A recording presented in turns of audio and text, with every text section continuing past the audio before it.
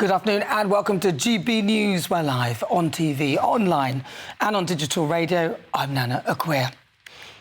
When I saw this, I thought it must be a joke or AI. No, it's not easy growing up in this day and age. I know there are pressures on young men that are difficult to talk about and questions that frankly are difficult to answer. Questions about mental health, masculinity, social media. I remember when we watched Adolescence together, and as a dad, it was tough to see at times. Yeah, talk about using your son, in my view, in an attempt to be more relatable and garner sympathy. He's done that once before with the Lord Ali Flatgate, with exams and dates that didn't add up. But it gets worse. Hello. How are you? Nice to see you. Very good to see you.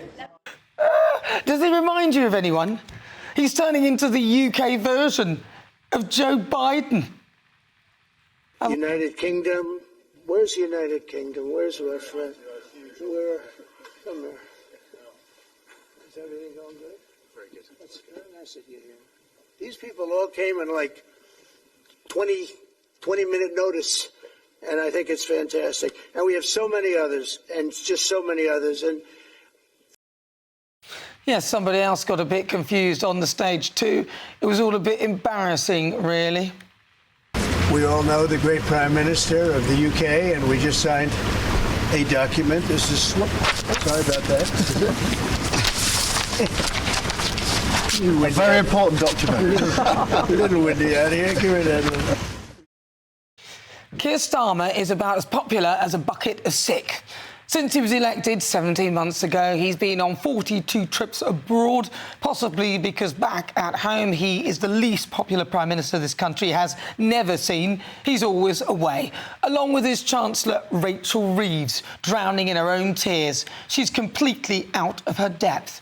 Rachel was voted the least popular Chancellor ever, and in a recent YouGov poll, 0% felt that Labour were doing a good job on the economy. Yes, that is 0, so that is no one. The others aren't much better. That trans women don't have ovaries, but a cervix, I understand, is something that you can have. The answer, my friend, is blowing in the wind. The answer is blowing in the wind. And amidst all the scandals now, Defence Secretary John Healey is in a spot of bother for a council tax cock-up. Need I go on? I'd be here all day. It's only been 17 months. And to top things off, Labour's London Mayor, Sadiq Khan, is in charge of our great capital, is also escaping his problems back at home.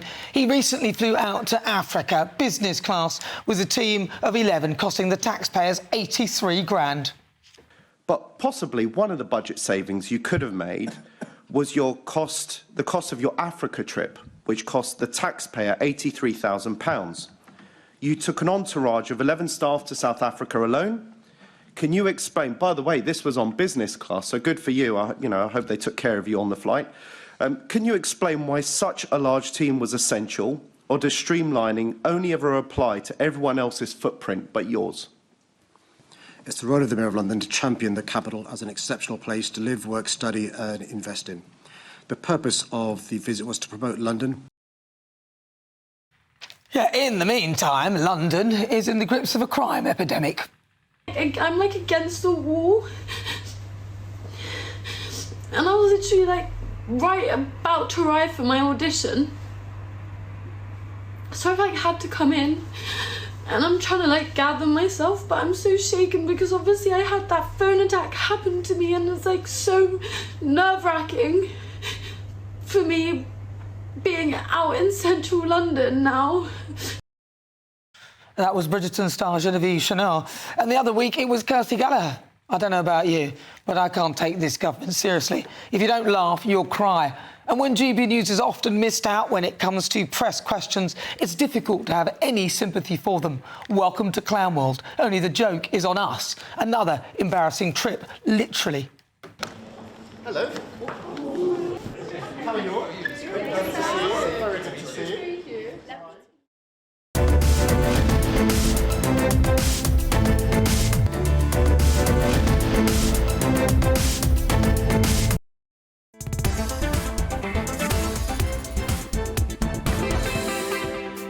Hello, I'm Bev Turner. Now, it can feel like the money in our bank accounts at the moment does not keep up with the cost of living, and maybe there's a solution.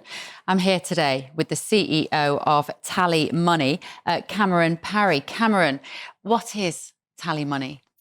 Well, Bev, with TallyMoney, you get a current account and a debit card, but instead of pounds, you use milligrams of gold as your everyday money. So why gold? Gold traditionally is a great store of value. It has, on average, gone up at over 11% per annum for the last 25 years against the pound.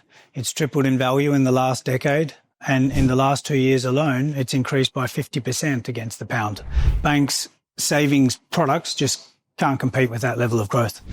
But this isn't just about gold. This is about a currency that you guys have created at TallyMoney. Explain it to me as though I'm an idiot. So, look, people need to be able to hold their earnings and build their savings in a money that retains its value and remains in their legal control and remains theirs to access, away from government control. Great. You had me at not exposed to government control. You should feel safe and happy with your money. You should have peace of mind the more money you see in your bank balance, and that's the type of thing we're trying to deliver and give people choice in the type of money they get to use every day. Brilliant. Thank you so much, Cameron. Thank you.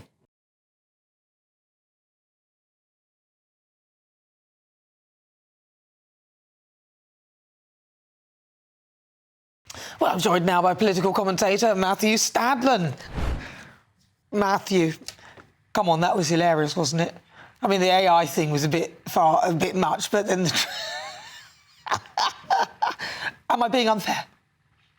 I did have my head in my hands, Nana, when Keir Starmer made public that letter to his son. I mean, the one thing you presumably don't want as a 17-year-old is a public letter, video letter to your dad when he's such an unpopular prime minister. But look, I think it would be a big mistake for Labour to move against Keir Starmer right now. And it was always predictable that Labour were going to have a really big challenge in the first couple of years in power to show the country that they could make things better. And it does take time to turn a country around. I think most people watching feel that there are many elements of our country that do need turning around. One of the problems that Keir Starmer has, and yes, he hasn't helped himself at times, but one of the problems he has is the toxicity of social media. Tory prime ministers, Tory ministers will be able to tell you the same from their time in power as well.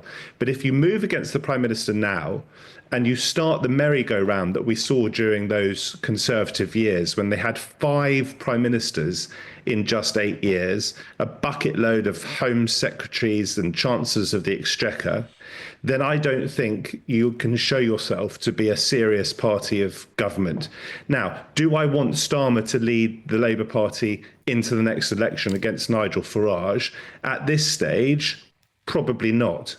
But I think he needs to do his bit now to try and dig his party and this country out of the trench that we find ourselves in. And if he fails to do that in the next couple of years, then yes, at that point, I think Labour will probably have to bring in a new leader to take on Nigel Farage. Yeah, but the problem is, during that time, if they continue with him, and he has been voted the least popular Prime Minister ever since the records began, alongside his Chancellor Rachel Reeves, the party have literally stumbled from one catastrophe to the next. Even Beth Rigby was saying, you are the chaos. Something needs to give. Otherwise, I don't even think they're going to make it through till the next general election, because I don't think people will wash it, really.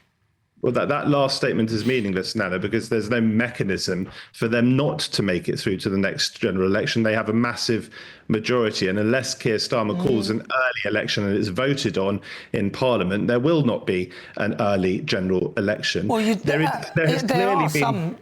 Well, there are. I mean, if there's an economic disaster or something like that, people can call for a general election.